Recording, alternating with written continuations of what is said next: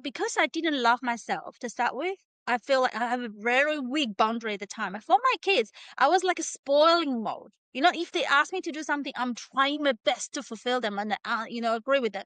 But I was extremely angry at the same time when I see something because at the time I didn't accept myself and I wanted to please in the mode to please them to make sure I'm a good mom. So, but since I started practice really accept all aspects of myself, truly self-love, surprisingly things happened. I started to have a stronger and stronger boundary. I didn't intend to do. I don't even need to intend to think about a boundary. It just naturally happened. Hello and welcome to the podcast. I'm Jenny Townsend, your host. This podcast is for doers, dreamers, and those trying to decide what's next.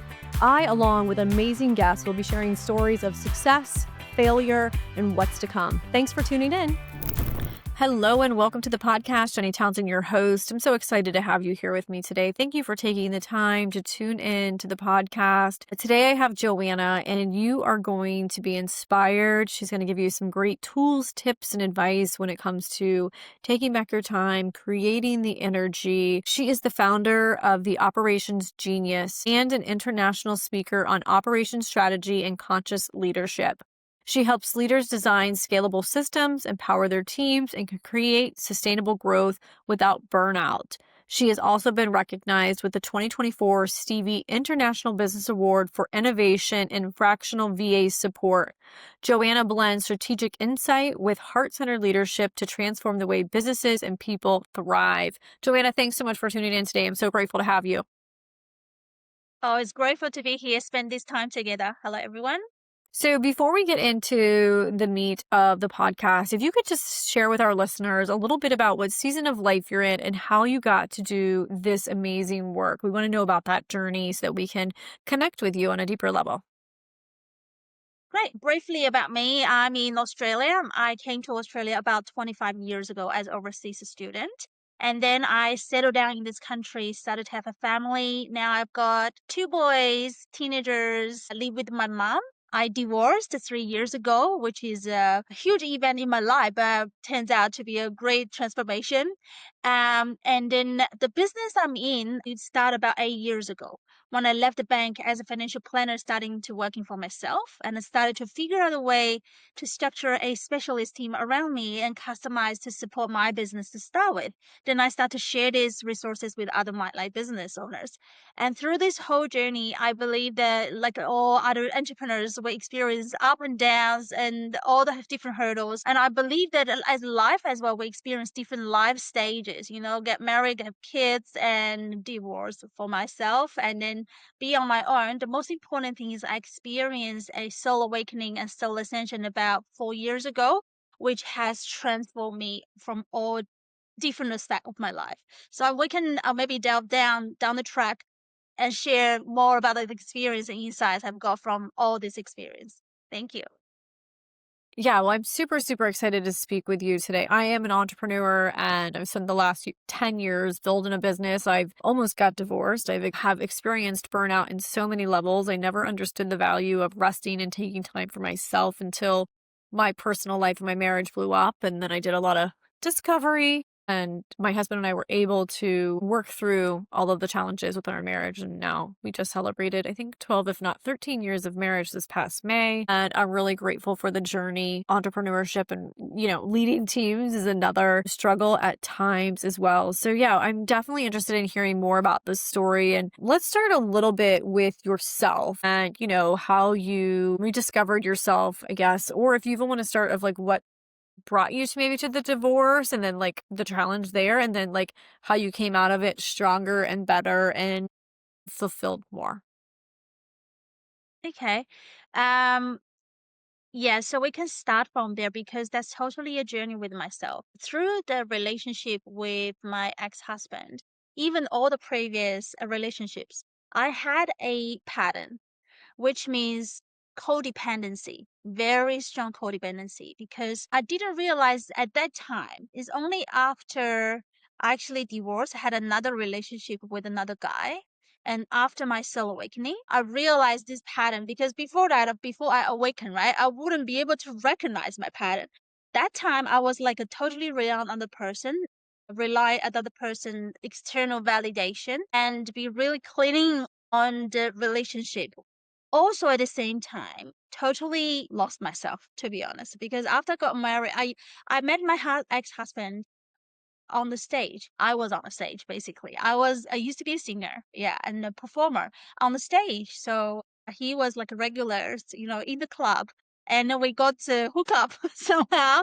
And then in his eyes, I was like the shining project for him, right? But since I got married, and never went back to the stage because he wouldn't be happy for me to do that. And because I loved him at the time, I felt I could do that, right? So I gradually, have a family, had a kids one after another, start my journey as a financial planner. At the one stage, there was a sidekick on the phone with me while I was after all those years married with the kids and a career, and she said, "Joanna, your life is full of gray color, gray. There's no color at all. It's that you were very bubbly and lively. What happened? Moment it made me start to think, what happened to my life? I love the stage. I left it. I love creativity, but I'm doing something that is so logical, to be honest.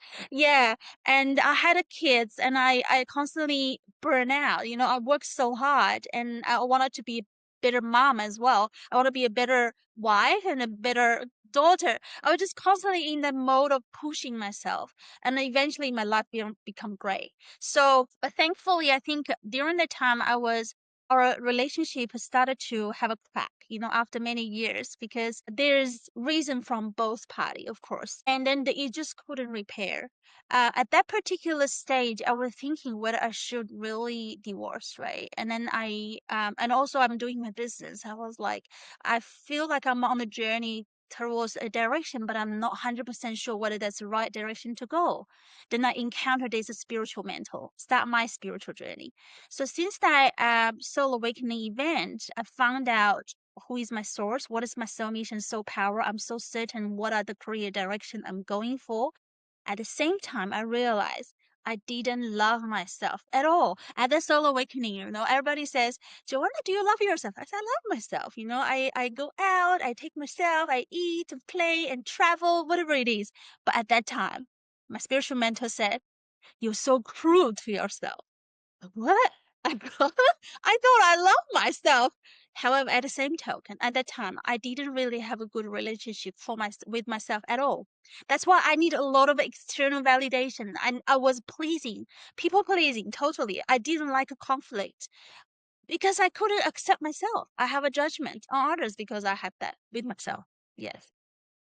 Wow, that is a lot to unpack, and thank you so much for sharing all of that. I love the awakening that you experienced, and I think a lot of times we silence our needs, what we need, what we want to do because we love and we care for other people. I think we do this as spouses, I think we do this as parents, and I think that we do this as employees as well. Like we give up our needs and our desires because of someone else that we trust or that we respect or that we want to make happy as well. So side note, I don't know if you know this, but I actually own a music school and we have a venue and I have tons of performers and, that is so fulfilling as well. It boosts your confidence, your self-worth, your value, and then you have all these people cheering you on and supporting you and all that. So I can imagine going from that stage to then like not having that could have been really, really hard. And then you're almost like don't have that validation and that excitement as well. Are you back on stage and are you performing other than the speaking, or is that how you're on stage now? Right. I think since 2019, that was about 7 or 8 years ago, right? Yes, yes. 6 or 7 times so fast. I have a friend. She has a brand. It's like a women shapewear, right? And then I became her client, and because it's a very healthy product for the to support Pink Ribbon in October, so she started it's called Rayang show. It's like a runway show for all her clients be on the runway, right? And I became the executive, the director at the time to help her to organize the whole show, and that actually bring me back to the stage straight away because that actually involves music, dance, singing, and acting, performing everything together. It's more like I bring the whole package which has left my life for so long and back on the stage. And talking about the validation, I wanted to emphasize on that. I realized something that um I think when I was on the stage, in the early stage, of course, there will be some time when I actually deliver some art, right, piece, whatever it is. I got the response from audience. I feel just so happy. That kind of feeling is very fulfilling. I believe you understand and you can feel about it. But gradually on the growth, for example, for the Rayon show, I went to quite a few different times. Um, but gradually, there are some occasions I was on the stage, but there's no response at all. But I found interesting things. There was one show, like I was walking on the runway, and at the front, because there's a fence, put our head up, like, and at the time the light was shining on me. I suddenly remembered the feeling in heaven. I just feel like that's my home.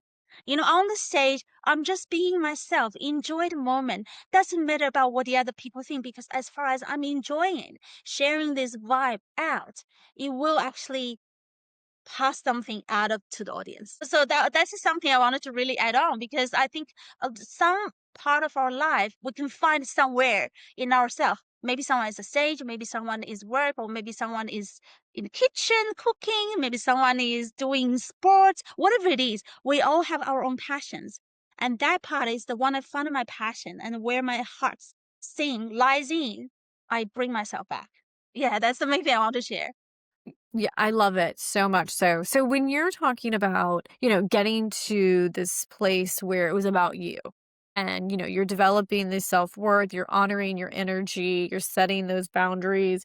Talk us through that because I think a lot of times, like in women specifically too, and maybe some men too, that's a really hard transition. That's a really hard thing for us to do. So talk us through how you were able to do those things to where you ended up feeling like you are today, so happy and lighthearted and so passionate about your life.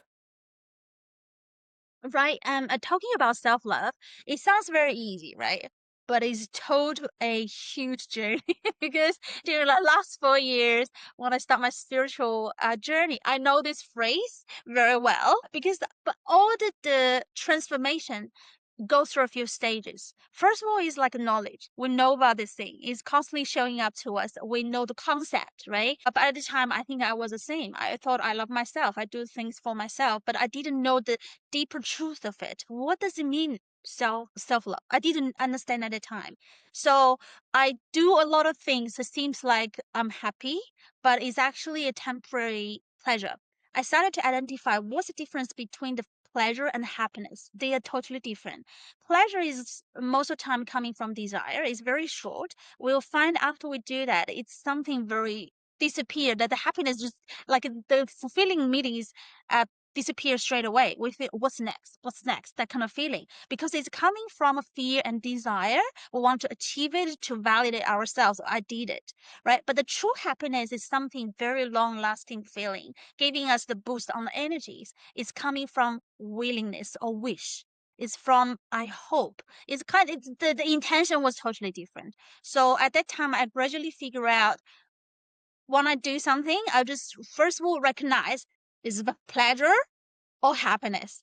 Happiness is something that maybe look from my eyes is not really something I used to do. But since I started to follow the higher wisdom's guides, they often ask me to do this, to do that. At the very beginning, I didn't understand why should I do that. But ends up, I was so happy, and then because they know what would make us truly happy. So I started to gradually figure out, okay, the pleasure and the happiness are different. So that's the very first step. So that started to kick in from knowledge into knowing. I started to really understand this term, what is self-love. And then there's a lot of things I need to practice to really implement on it, right? Then I go to a deeper level of healing because I actually, from my spiritual journey, I realized there's a lot of energy dragging myself down was because I didn't accept myself. Like we can reflect that. If we actually have any judgment on anyone else, it's normally our mirror. I used to be angry with my elder son because he's very different from me. And sometimes I can see some patterns, like actually I have that. I didn't like about myself. And then I was just angry at him. That time I didn't realize that was the case, but then I realized, didn't I just, was just like me, right? I didn't like it. I was just so angry. And it was because I didn't accept that aspect of myself. And then when I gradually practiced about acceptance, every aspect of myself, has strength, weakness, light and dark, and good habit, bad habit, whatever it is, whatever I am, I accept it. I just find as magically I'm no angry with him anymore. That's so surprising. Just since I started to in a deep level, I started to truly accept myself. Of course, there's still different layers to go because my spiritual mentor mentioned to me from all different realm of spiritual beings, even unto the goddess or source, self-love is still ultimate life lesson. It's just on a different layer. So I think that's so from a knowledge to knowing, then doing, it becomes a wisdom. And the last but not least, we need to share it. It's like a full cycle of the journey of completion of that part of the exercise, if that makes sense. Yeah.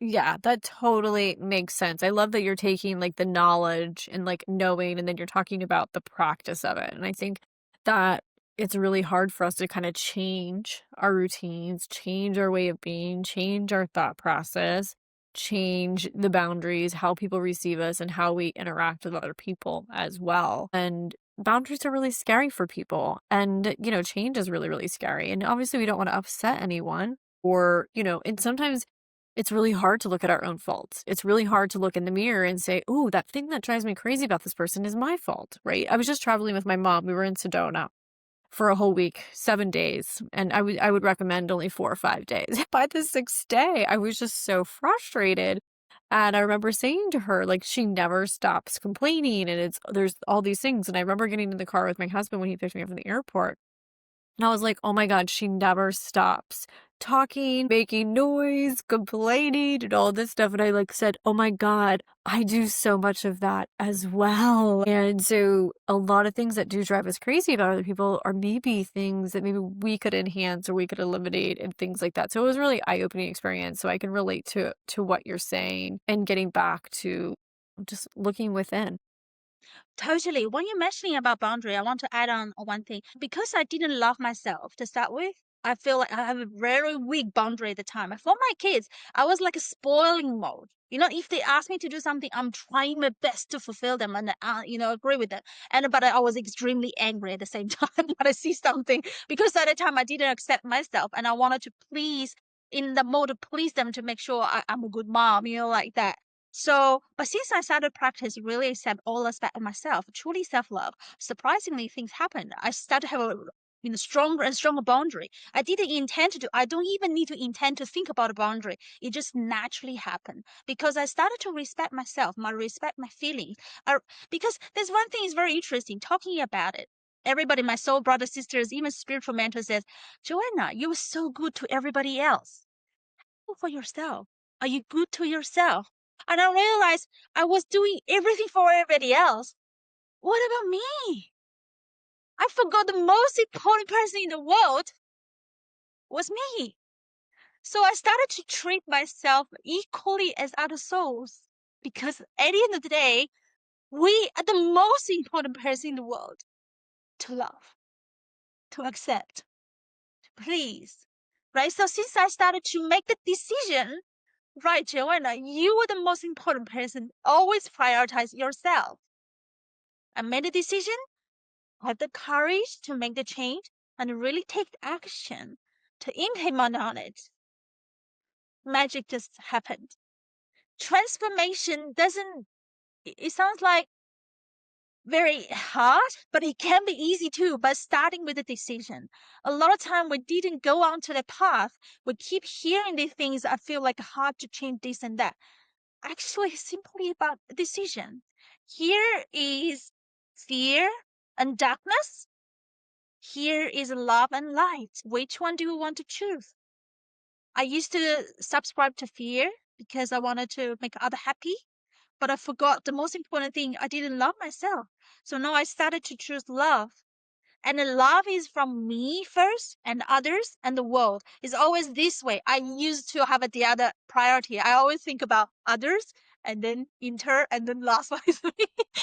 Totally upside down. So now I change priority totally. I always think if I do this thing, what I'm happy. That's very first thing with my kids, with the employee, with my family, friends, whatever it is. If I'm happy, I'm gonna do it. But at the same token, whether this person will be happy and whether the world will be good for the world. Basically, it's like a ripple effect this way. So since then, with a stronger boundary, with more actions to really practice on it, it just have a more and more love coming back to myself. Yeah. I want to encourage you to get my book, The Stroke It Guide, available on Amazon and my website. The book is what you need to know from the boardroom to the bedroom. It talks about how to stroke yourself, your spouse, your partner, your friends, your family, most importantly, your employer, employees, and of course, there's a chapter just for the bedroom. Go to Amazon today and get my book, The Stroke It Guide.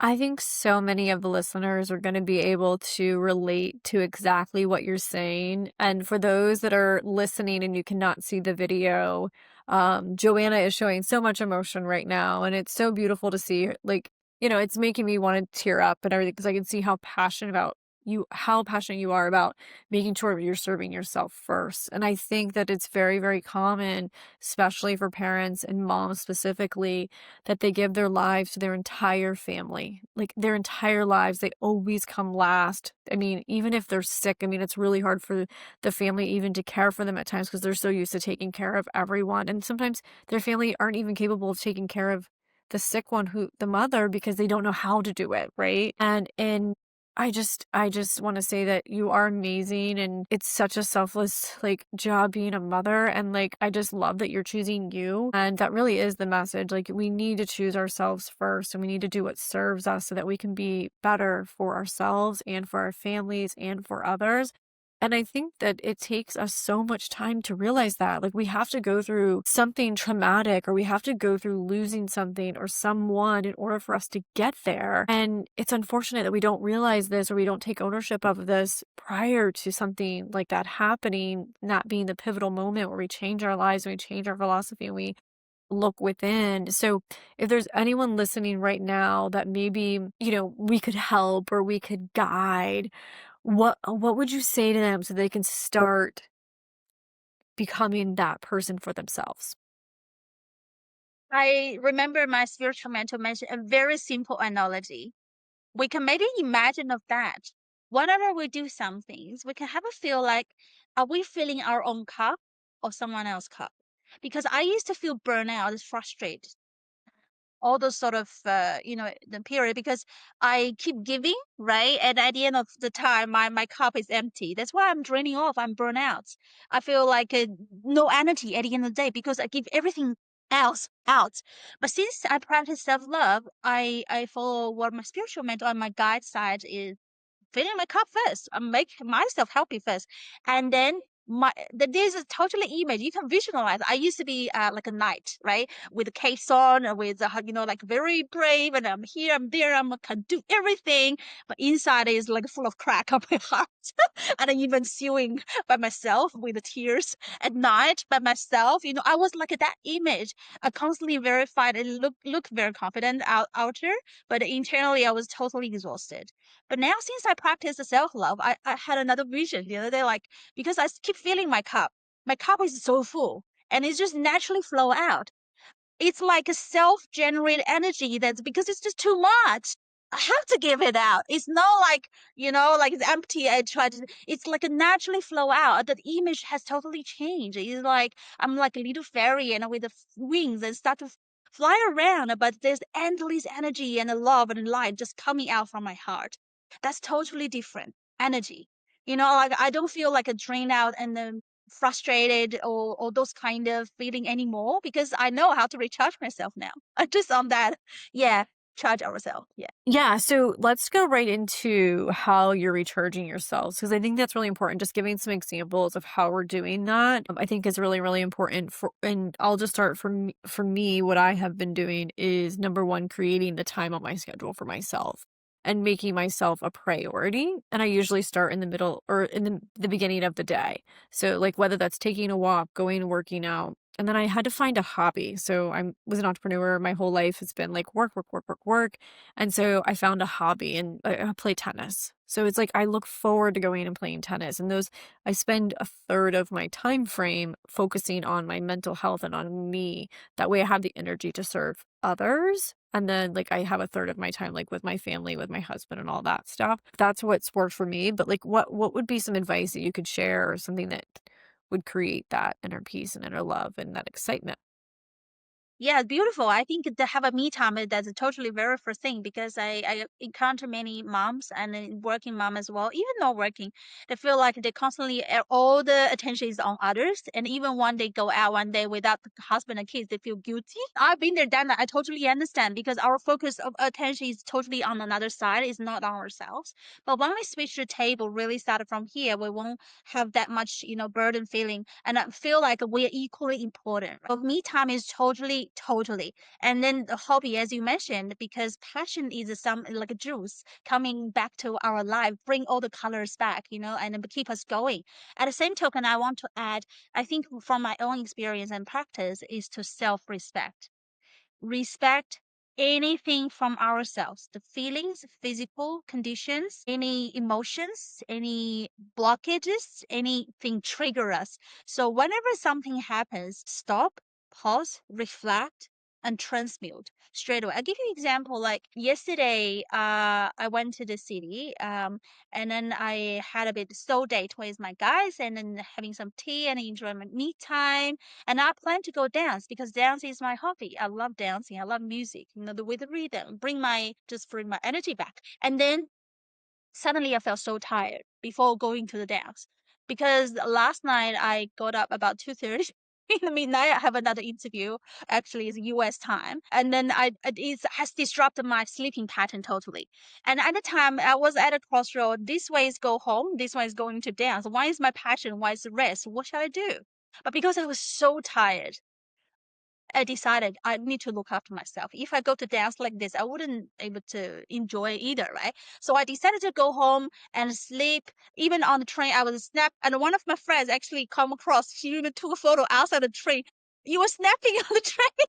It's very funny and very interesting. So I've learned that I need to respect my own feelings. I gave myself time rest. Even with work, I go with the flow. I used to plan my whole day like bang, bang, bang, bang, like pushing like a masculine energy, right? I started to embrace my feminine energy now. Like if I'm truly tired at the moment, I don't feel like to do anything, I allow myself to rest because I'm equally important. But once I actually recharge, I find I'm super efficient, like a 3 hours work maybe I can do in half an hour because now I totally think that energy management is even more important than time management now.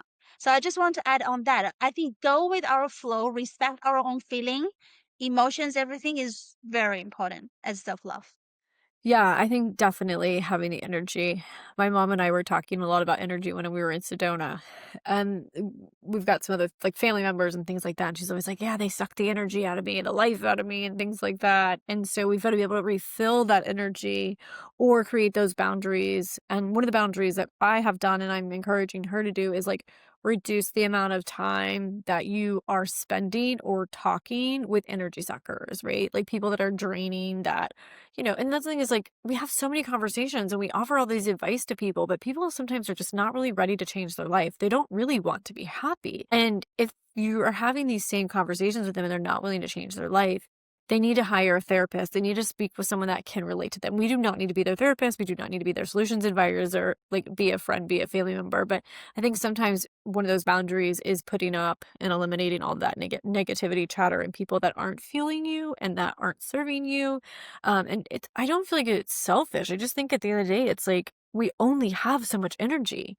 And if someone is going to drain you or they're going to take some energy that you could be putting into something else, why would you want to be spending time with that person? I don't know if you want to add to that before we go to the next thing. Yeah, yeah, because totally. I think when you're mentioning about it, that reminds me about for my understanding and practice of unconditional love. I actually asked myself, spiritual mentor, I said, what is unconditional love? Simply as a put words is love no matter what. But she gave me a few things. She said, first of all, no expectation. Second, no attachment. third thing, no persistent thoughts. You have to those sort of things, right? So I started to practice on myself and with others. I think a lot of the stress and frustrations, like what you mentioned, the experience, all those energy leaking, a lot of time is from us too. Like, do we have expectation on this person? Right? We want this person to do this. And do we have the attachment that because this is my mom, my kids, my husband, my best friend, whatever it is, I have to help this person, right? Like, and then like a persistent thought, if I don't help this person, I'm not good enough, or those sort of things. So all the things around us give us those burden dragging out from ourselves. We already put ourselves in a position that we won't be happy because we create those costs, right? And the effect, of course, they will come back to us that because we can't control anybody else. Everyone have their own intentions. So I started to practice that with myself first. If something happened to myself, did I expect myself to do something? Like, do I have attached to this body? And do I have a persistent thought that I have to be successful or something like that? Example. So I always practice with myself because, as my spiritual mentor mentioned, if something we don't have for ourselves, it's very hard for us to give out. If we don't respect ourselves, have patience with ourselves, love ourselves, whatever it is with ourselves, we won't have a capacity to give to the others. Yeah. And what's gonna end up happening is you're gonna be draining yourself and you're gonna become sick. And your immune system is gonna be compromised. You're not gonna be able to recover. And at the end of the day, there's this fabulous book, I don't know if you've heard of it, The Body Keeps Score. And I think a lot of times we have all this negativity, this energy, or we just lack time and, as you said, self-love, but energy. And that impacts our immune system where we spend a lot of times getting sick and we can end up with some serious diseases or cancer or other things because of the fact. Yeah, So, absolutely. Wow.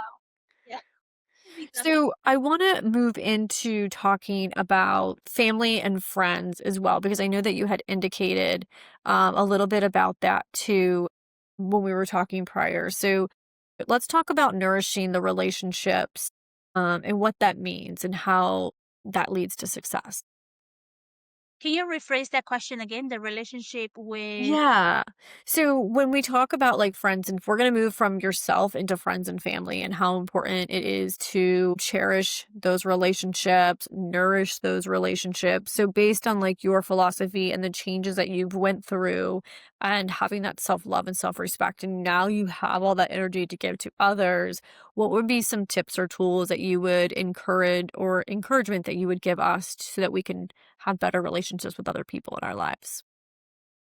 Right. I think in terms of that, first of all, as you mentioned just now, some people are draining our energy, right? So I think the very first step is to really protect our energies. We really got to, besides we practice the unconditional love for ourselves, we got to really identify the energy from the other end, including very close ones. Like, for example, your example for your mom, right? So some people can be in that stage actually started to draining other people's energy. So when we actually recognize that, first of all, is protect.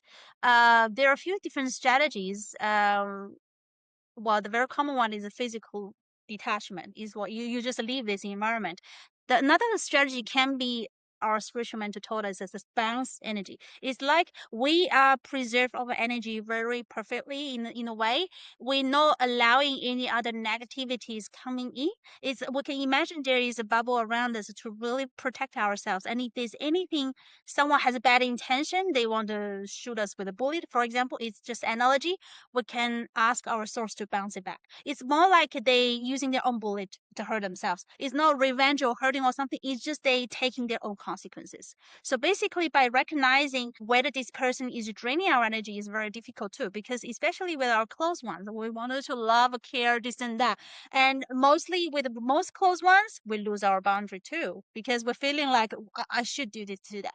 But I believe we on this world, no matter what kind of relationship is, it's more like a playground and the source of God. If you believe that a higher wisdom put us together as a team to learn from each other. Like for example, between me and my mom, our lesson is about responsibility and non-responsibility. My mom is super responsible. I'm not that, I'm very careless sometimes. So we're becoming the opposite, constantly learn from each other. My kids, I asked my spiritual, what are the lessons between me and my kids? And she said, protection and be protected. And I started practice because I used to be masculine. I used to provide the support, this and that. And now I learned, because there are two boys growing up, right? I learned to really embrace my feminine energy and let them look after me. It's more like, that's just, we are here. You can think about anyone in our life. There must be something for us to learn and grow together as a team. So that's the very first step. First step is to protect our energy. But second thing is that to cherish every relationship at the same time. Protect ourselves, but at the same token, do try our best to do whatever we can to love this person. Because most of the time when we leave this world, probably if you believe there's we go through judgment day with higher wisdom, they often ask, how was your life? A lot of people may have regrets, and that's how we came back to this world again, to reincarnate, to practice and do the lesson again. That's how it works, and from a spiritual realm. So if we actually tried our best, we don't have any regret. Basically, imagine what it is. We can move on to the next level of growth or learning. Yeah. So that's what I want to share. Yeah, I love that. So I want to lean into the feminine energy.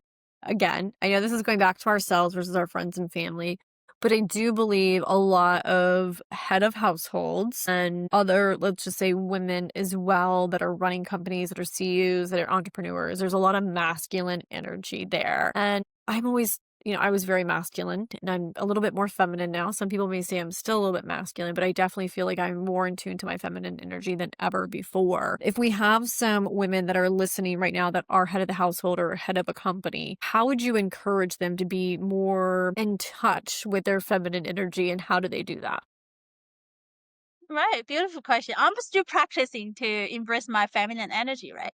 And the biggest transformation for me is actually, it's simple. From a spiritual mentor, I said, how, like she said, the main difference is like in the masculine energy, we feel we are the one to give. I got to do this, I got to do that, I got to look after kids. If my husband looking after it, I feel bad.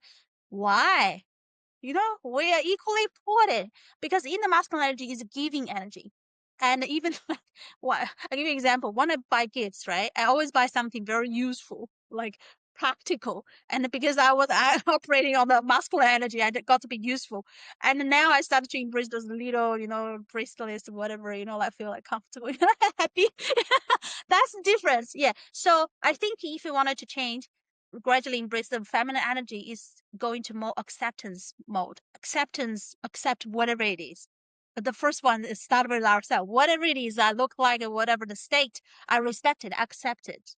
And saying that is that when we're dealing with others, the naturally energy is like, if they give us something, we naturally happily accept. I'll give you an example. That was very interesting. The other day it was raining. My son and I, and our car is far away, like 50 meters away. And he said, Mom, I will go there to drop the car over here. You stay here. Wait for me. Sounds very simple comment, right? Yeah. You know what I said? How about I run with you together? And that's, he said, no, no, no, you stay here. I suddenly realized, why did I say that? I wanted to do something with him together.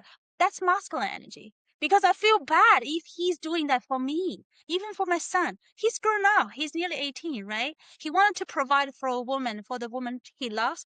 Why not? Accept it. I said, thank you. All right, I'll wait here. I'm so happy. Yeah, so I started to, and then all the little things we started practice and recognize in our life, whether we're in a giving mode or acceptance mode. But of course, it's not selfish, like I take. It's not that. It's like I do this because one, I accept. My spiritual mentor mentioned another thing. I failed in my previous relationship. Mainly, a lot of time is because my partner didn't know how to please me, because I was in the giving mode, right? He wants to give to me, I don't accept. I want to give. We are like a fight in competition. That's why a lot of time in a relationship, if we all often operate in a masculine mode, competition exists. But if actually masculine become masculine, we naturally become acceptance. It's just become a flow, like yin and yang start to be balanced. I'm still practicing on it. Yeah. Yeah. It's a constant practice for sure. And I mean, I've had to just do that, like even just sitting in the car, like I used to drive all the time and now my husband drives more. And I'm always like, oh, this is so nice. But then I still want to tell him how to drive, where to park, where to turn, and all these things. And I'm like, if I want him to drive and have that role, then I need to just shut up in the passenger seat and just be along for the ride. And I'm such a planner and I do all these things. And I said to him just recently, I was like, oh yeah, my friend, her husband planned this trip and getaway. And he was like, if I tried to do that for you, you would critique everything. You would say, I didn't do this right. I didn't do that right. Why didn't I do this? He's like, and I was like, oh my God, I do all this so much that people are afraid to do things for me because I have to be so masculine and tell people what to do. And I have these expectations where it's like, I'm not open to just receiving and being grateful sometimes, which I feel like is something I am working on. But that also becomes with being self-aware and sitting back and taking the back seat, which is super, super hard from like A personality and masculine personality. That's totally true. And then talking about it, I remember I have a friend, she used to be planner for the family, right? And whenever she asked her husband or kids, what should I do next? They often say, I don't know. Because she used to be the runner to organize everything. And actually, the partner or kids say, I don't know, is because they don't want to upset her. It's not like they, because she already taking the driver's seat. So she now embracing her, my soul sister, she started embracing her feminine energy. And her husband took her to so many surprising places. She was, oh, you surprised me. Yeah, I think the one way naturally really embrace that and trust other souls. A lot of time we don't trust others, but because, of course, it's because we don't trust ourselves. And always, if we don't have it for others, we don't have it for ourselves. That's a great reflection exercise. But since I started practice, I was trusting. Like my son, he learned to driving right at the beginning. I was like, but I was thinking to myself, don't tell him, like, yeah, he did practice and it did go some discomfort as well. Talking about it, that actually can lead to the next topic about with our employees, because that's a very important part of letting go of control. I used to be controlling freak because I don't have a securities. Even in a relationship, everything like that. So I want things to happen in a certain way, then I feel, oh, I'm safe. you know, that's why I was controlling freak. And I want to, at the initial stage with my team, I was totally like a title leader because I'm a founder, I'm the director. You got to listen to me, right? Like, listen, my way is the best way. My way is my way. I was like that, yeah. But then I gradually found out, the creativity restrained, and then the relationship is tense, and some people, like even have a heart attack, whatever, like like very tense. And then I gradually learned to become a serving leader. After that, it's like I started to understand other people's perspective and really try to support them, to give them a lot of support and respect. And then the things happen is, one is from a total title leader, like masculine energy, to a serving leader, like a lot of feminine energy. Another things happened. When I quickly in this mode, some people started to tap on my boundary. I'm not sure whether someone will experience that. So now I'm practicing to become a spiritual mentor, which I'm not spiritual leader, which means I'm starting to balance the compassion and the boundary. It's a balancing act. So it's a practice. It was my personal journey as well. But talking about it, I start from full of control, now letting go of control. And interestingly, I learned this lesson from a intimate relationship. After I divorced, I had another relationship, and my spiritual mentor actually mentioned to me about, she said, Joanna, if you learn to let go of control, it will really help you with your leadership. I didn't understand why at the time, but I learned this let go of control, let go of whatever things has to happen in a certain way. I started to really loosen up, start to trust others, respect others. Oh, magic just happened. My dynamic with my team has changed, with my kids changed, with my mom changed, with everybody, of course, with myself as well. So yeah, let go of control is the main first step to running a team as a leader.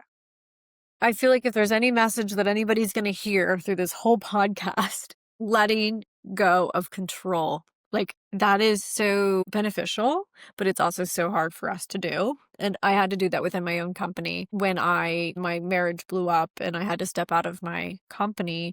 I had to release all control. I had to let other people run it. And what I saw was the company transform. People became more confident, more inspired. They took ownership of their roles. And it's because it allowed them to use their strengths to be confident. And basically, they were able to transform themselves, but then the company as well. And then it kind of moved on to different things in different areas. And, and now I had to like regain control in certain areas. And now we're developing these systems. And by developing those systems, once again, I'm releasing control. It's like, just look at those systems, follow those. And it can be really, really scary because at the end of the day, we always want it to be our way. And sometimes our way is better, but sometimes there's a better way of doing things. Like innovation and utilizing people's skills. And sometimes we don't actually know their skills because we don't allow them to shine and show those because we want it done our way.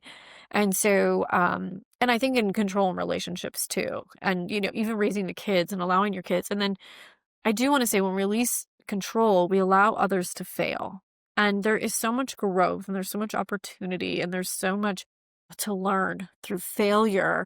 And I think at the same time, a lot of hands-on learning comes through failure, which also helps a lot of people grow mentally, emotionally, spiritually, professionally, personally, and there's so much in that too. So I just wanted to say all of that as it pertains to like letting go. And I know for me as a leader, by releasing that control and empowering other people, the company has transformed into a beautiful place, not only for our team members, but for our clients as well. Wow, that's so beautiful. I'm so happy for you. Like that's totally a transformation. Like once we give other people stage to shine, like literally it's like a win-win-win co-creation journey really truly start. Actually, when you're talking about it, that reminds me about one thing. I I used to be a controlling freak, or anyone is like a security, right? Because I didn't like unexpected things happen. Like I don't want to embrace those things. Then my spiritual mentor mentioned to me one day. She said that actually really totally changed my perspective. She said, Joanna, true self love is to experience your self-value. Experience your self-value. It's not like validate your self-value or prove your self-value or whatever it is, because we already have our self-value. But we got to allow it happen to let us experience what exactly our self-value is. If we actually block out all the dangerous, unexpected things, whatever it is, all within our scope or frame, we won't grow because it's comfort zone. It's comfort zone. So since then I started to embrace all the challenges, whatever comes. The first concept is I know I'm safe because I know I'm unconditional loved by them. They will look after me like a main character in the movie. If you're a director, you won't push. Well, you will give some challenges, but for the intention of love for this person to grow, right? You won't push them to die or something, or even die. Maybe is another stage. Anyway, the first thing is that we need to really truly believe we are truly loved and we're safe. And whatever come around us is opportunity for us to learn, to grow, to experience our self-value. And I actually truly boost my self-confidence since I started embrace all the challenges, let go of control. Like yourself, your company has transformed. I believe you experience your self-value totally from experience too. Yeah. 100%. Yeah. Well, Joanna, I've really enjoyed our conversation today. I think it's been enlightening. It's been fun to chat with you as well. And I love your energy and all of the wisdom that you had to share today. If there was one more thing that you could share with our listeners, something that they could do today, implement in their life, change their mindset, um, look within, whatever it may be, what's one thing that we can leave them with right now? Well, I think I still wanted to revert back to our very first concept is self-love. Sounds easy to words, but start to really go deeper in that. Start to really practice. Think about what does self-love mean to me? Do I really love myself on a deeper level? Accept all aspects of myself. Allow myself to really choose to love and light, to experience and take action, to make real changes. I think that's the whole cycle. When we truly can embrace these two words as integrity, no longer just talking, but we talk the walk, walk the talk. We are who we are. I am that I am. I love whatever aspect of myself, truly, deeply self love. And that's the final word I would like to leave with everyone. I love that. That's amazing. That's beautiful. And I 100% agree with you. 100%. So, if our viewers, listeners want to connect with you, what is the best place? What's the platform and where? I think the best you can find me on LinkedIn. So if you put my name there, Joanna Zhang, I should show up. If there are multiple me, you put operations, I believe, yeah, I will show up. And also as a gift from myself for your audience, I think from self-love as concept, I have a free guide how to get our energy and the time back. But delegations, I think there's a good guidance for everybody to maybe have as a side, to practice really to see what are the things really occupy us and which are the part we need to actually start to delegate and to give more of the me time and concentration back to ourselves. Yeah, I love to do that for your That's audience. awesome. So how do we get the free gift? Is there anywhere I can put the link or I can provide it to you? You can Yeah, include in the show notes so they can definitely. download it from Okay, there. Okay? Yeah. perfect. That's awesome. Yeah, I'm going to send that to some of our team members as well. We practice a lot of self-love and we do a lot of personal development within the company because I always believe like the better we are as humans and as ourselves, the better we can be for other people, team members, etc. And once again, both of our worlds, personal and professional, show up to work. And so I definitely want to make sure that that is all great. Well, thank you so much for your time. I really, really appreciate it. I want to encourage all of our listeners as well to consider giving the review to us. Definitely connect with Joanna. And if you could think of 5 people, I want to challenge you to send this podcast to 5 people that may connect, align, or benefit from today's episode. Thank you so much for tuning in, and we wish you a beautiful day. Thanks for tuning in to today's podcast. I want to inspire you to send this podcast to 5 of your friends that you think would benefit.